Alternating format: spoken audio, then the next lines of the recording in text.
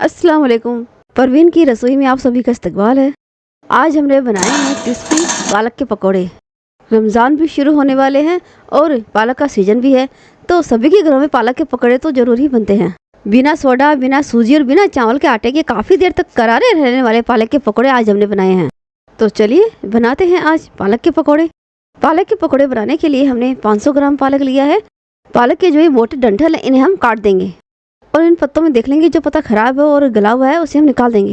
मैंने जो पालक लिया है बहुत ही साफ सुथरा था, इसमें कोई भी गला हुआ पत्ता नहीं निकला। अब हम इन सारे पत्तों को फिर से इकट्ठा कर लेंगे। पालक को हम काट लेंगे। पालक को हम ना तो ज़्यादा मोटा काटेंगे और ना ही ज़्यादा बारीक काटेंगे। वैसे तो पालक को काटने से पहले ही धो लेना चाहिए, लेकिन मैंने पालक को अभी धोया नहीं है क्योंकि फिर इसे काटने में थोड़ी दिक्कत आती है, तो मैं काटने के बाद ही पालक को अच्छे से धोऊंगी। सारा पालक कट चुका है। अब हम इसे 3-4 बार साफ पानी से धो लेंगे।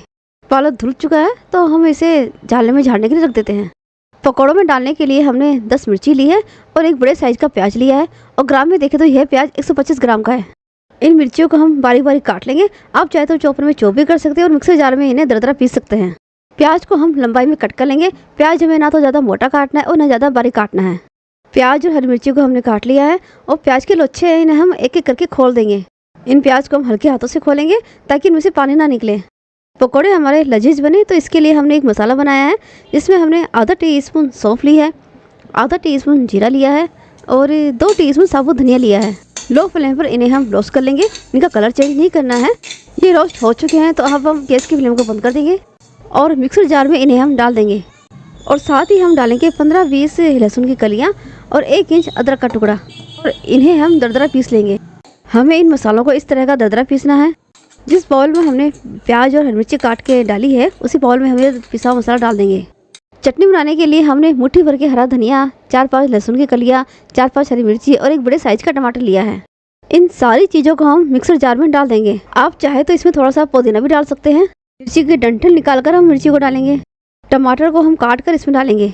आधा टीस्पून काला नमक डालेंगे और आधा टीस्पून सफ़ेद नमक। ढक्कन लगाकर चटनी को हम पीस लेंगे। चटनी को हमने इस तरह का पीस लिया है। अब हम इस सारे पालक को इस बाउल में डाल देंगे। इसमें हम बेसन डालेंगे तो बेसन अभी हम 1 कप ही डालेंगे। 1 टीस्पून नमक डालेंगे। आधा टीस्पून अजवाइन को हम इस तरह से हाथों में मसल कर डालेंगे। बेसन और पालक को सारी चीज़ों को हम अच्छे से मिक्स कर लेंगे। अभी पालक ऊपर तक भरा हुआ है लेकिन हमने नमक डाल दिया। नमक डालने से पालक थोड़ा कम हो जाता है। आपको बेसन को पालक में पहले अच्छे से मिक्स करना और पानी बिल्कुल नहीं डालना है। देखिए बेसन को पालक में अच्छे से मिक्स कर लिया है और पालक देखिए कितना कम हो गया है। मुझे पालक में बेसन कम लग रहा था तो मैंने 1 कप बेसन और डाल दिया है। बेसन डालने से नमक भी कम हो गया है तो हमने आधा टीस्पून नमक और डाला है। पालक के पकौड़ों में बेसन बहुत ज़्यादा भी नहीं होना चाहिए और बहुत कम भी नहीं होना चाहिए। बहुत ज़्यादा होगा तो बेसन का स्वाद ज़्यादा आएगा और बहुत कम होगा तो पालक के पकौड़े तेल ज़्यादा पिएंगे। तो ग्राम में देखें तो मैंने 500 ग्राम पालक में 250 ग्राम बेसन डाला है और पानी हमें बिल्कुल नहीं डालना है क्योंकि पालक पानी बहुत छोड़ता है। तो हम इस बेसन को इसी पालक में ऐसे ही मिक्स करेंगे। लेकिन यदि आपको थोड़ा सा ये बैटर ड्राई लगे तो आप हल्का सा पानी का छींटा दे सकते हैं। पालक के पकौड़ों का बैटर तैयार हो गया है और बैटर हमें इसी तरह का रखना होता है। बैटर बनाते वक्त ही मैंने तेल गर्म करने के लिए रख दिया था। तेल अच्छे से गर्म हो चुका है। बैटर को हम हाथों में लेंगे। बैटर को हमें हाथों में लेकर गोल गोल घुमाना नहीं है, सिर्फ हाथों को हम बैटर में डालेंगे और उठा लेंगे। बस ऐसे ही करके हमें पकौड़े बनाने हैं। तेल यदि ज़्यादा गर्म हो तो फ्लेम को लो कर दे। इससे पकौड़े मीडियम फ्लेम पर ही फ्राई होते हैं। लो फ्लेम पर ज़्यादा तेल पिएंगे और हाई फ्लेम पर अंदर से कच्चे रह जाएंगे। एक बार में जितने पकौड़े आ सकते हैं उतने ही डालें। हम इन्हें अभी नहीं हिलाएंगे। ये थोड़े से सिक जाए तभी हमें इन्हें हिलाना है, नहीं तो ये बिखर सकते हैं। ये थोड़े सिक चुके हैं तो हम इन्हें चम्मच से उलट पलट कर देते हैं। फ्लेम को मीडियम रखेंगे और डबल फ्राई किए बिना ही हमारे पकौड़े करारे बनेंगे। 5-7 मिनट में हमारे पकौड़े फ्राई हो जाते हैं। अब हम इन्हें हिलाते रहेंगे ताकि सारे पकौड़ों पर इवन कलर आए। आप एक पकौड़ा बाहर निकालें और उसे टच करके देखें, वो करारा हो जाए तो समझिए आपके पकौड़े अच्छे से सिक चुके हैं। पकौड़ों पर कलर अच्छा आ गया है और ये करारे भी हो गए हैं तो हम इन्हें निकाल लेंगे। और निकालने से पहले फ्लेम को हाई कर दें 1 मिनट के लिए ताकि हमारे पकौड़े ऑयली ना बने। पकौड़ों को थोड़ा झाड़ेंगे और इसी तरह से हम सारे पकौड़ों को फ्राई कर लेंगे। आप इन पकौड़ों की आवाज़ सुनिए। ऐसी बात नहीं कि अभी करारे रहेंगे। ये मेरे बनाए हुए पकौड़े काफ़ी देर तक करारे रहते हैं। सारे पकौड़े फ्राई हो चुके हैं और 500 ग्राम पालक और 250 ग्राम बेसन में हमने 700 ग्राम पकौड़े बनाए हैं।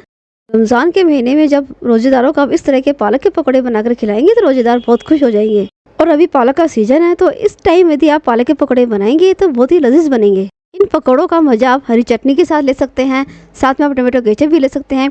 या फिर चाय के साथ भी ये पकौड़े खाने में बहुत ही ज़्यादा मज़ेदार लगते हैं।